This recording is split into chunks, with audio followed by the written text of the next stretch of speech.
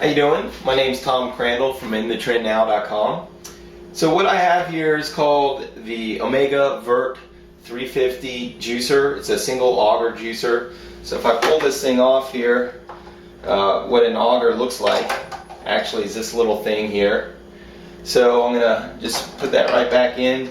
This whole basket here, this is the strainer, and so what happens is fruit and vegetables will go down the chute, go into the auger. The auger will slowly squeeze the fruit or vegetable, and the juices and stuff like that will come through these screens, and then the skin and stuff like that will show up in here. The juice will show up in here. So it's a pretty cool little mechanism. So it's all set. With this, you have to make sure that this little triangle faces the back of the machine.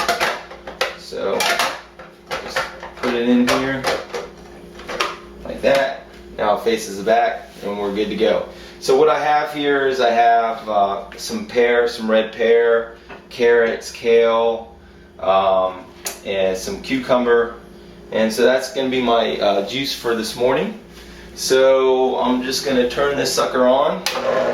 It's not that loud. And then just what I do is I basically just slice the fruit and vegetables up prior to starting the juice. So I'm just going to throw this thing down in there, and you can see it's starting to work. Juice is going to start pouring out here, and then so you can take whole carrots and just feed them through the chute. So as you can see, the carrot juice comes out pretty quick. If it does get stuck, you just back it up and then restart it. So here's some pear. Usually it's good to throw in fruit with your vegetables. At least I do. I think it makes it taste a lot better. So here's the kale. So I'll just throw some of that in there.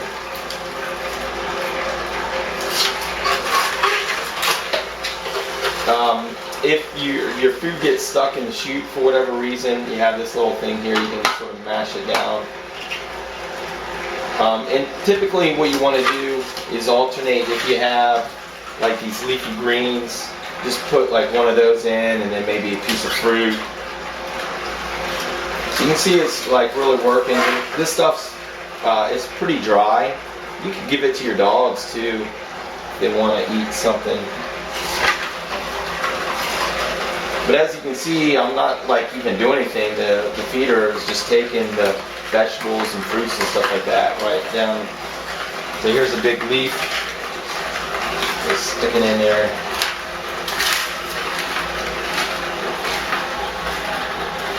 Now with the leaf, it looks like it got stuck a little bit. No, it went through. Get something in there that's got a little bit more juice. Pull this stuff out. What I've experienced with the juicer is like if you're using celery or something like that, this tends to get a little bit clogged, but it's moving pretty good now.